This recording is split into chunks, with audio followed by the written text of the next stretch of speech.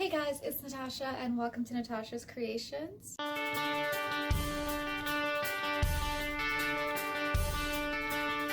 So this video is kind of a sequel to my How to Tame Your Hamster video. It's just kind of a little list of some tips and tricks that I picked up in the past couple years, and I decided to share them with you.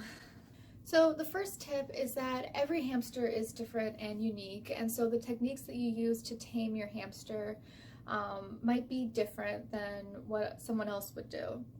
In general, the steps that I gave in the last video is what's widely accepted as ways to tame your hamster, but there are little things that will vary between hamsters, and definitely the amount of time that it takes your hamster to become fully tame will vary greatly. For instance, Hamtaro has always been a very kind of calm, docile hamster. He's never bitten anyone, and taming for him was more about getting him comfortable with being held. And that took about 6 months, and I did use the steps that I outlined in my previous video. Penny, on the other hand, is a biter, and so taming for her was more about getting her to not bite people, and that actually only took a few days, and I'll get a little more into that later on in the video, but yeah, she was a lot easier to tame than I thought she was going to be. Tip number 2 is that consistency is key. Back to taming Penny, the way I did it was every night around the same time I would go and feed her, and so she started expecting me to be there at that time, and she would run over to her food bowl, and I just started feeding her by hand, and she eventually got comfortable with that, and then she just started crawling into my hands and just sitting in there. And that was super easy, but I think it was definitely the fact that she knew what to expect every night that helped a lot with taming her. Tip number 3 is to respect your animal as a living being and not a toy. I know that's kind of hard for a lot of people because you get a pet and you want to cuddle with it and you want to play with it, but you kind of have to understand that it is a living creature with its own needs and desires, and if it doesn't want to play with you, it doesn't want to play with you. You really can't force it, and I feel like once you establish that you do respect it and you don't force anything on it, that does help the hamster learn to trust you, and that goes a long way in taming. Tip number 4 is kind of along the same lines, and you just kind of have to, this is gonna sound kind of weird, but you know how dogs respect their owners as the alpha?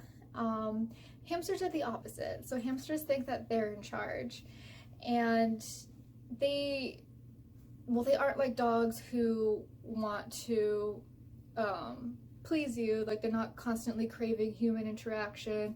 Hamsters might tolerate you and they might even like you, but they're not gonna love being around you all the time, no matter how much they like you. They're very independent, and like I said, they like to be in charge, and that's something I've kind of learned with both my hamsters.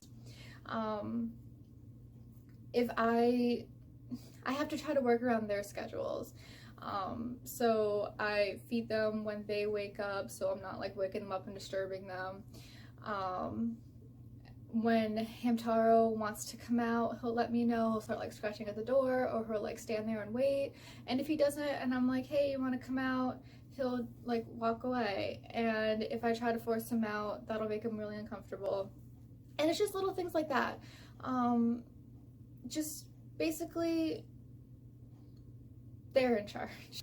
The next tip is to be as confident and calm, cool, and collected as you can be when handling your hamster. This is because animals, and I think especially little small prey animals, can tell when you're nervous, and that makes them nervous.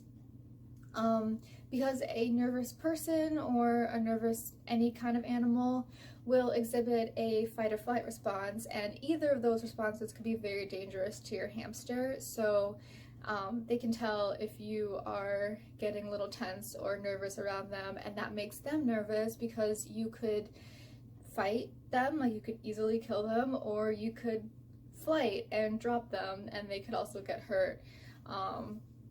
So definitely make sure you're not scared around your hamster, because that's not gonna help them trust you. Finally, I just wanted to say that a hamster is fully tamed when it trusts that you are not going to kill or eat it.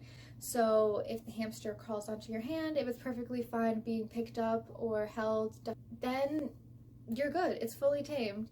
A hamster's not really gonna want to sit in your hand for very long. You can't cuddle with them.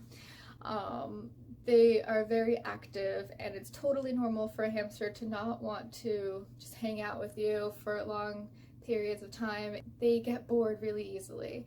So don't be discouraged if your hamster doesn't really want to cuddle with you or play with you. It's just in their nature to want to run around and be active and happy little hamsters.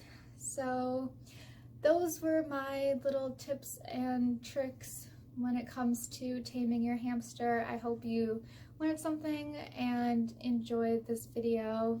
If you did, please like and subscribe, and there will be more animal content coming soon. Thank you and goodbye.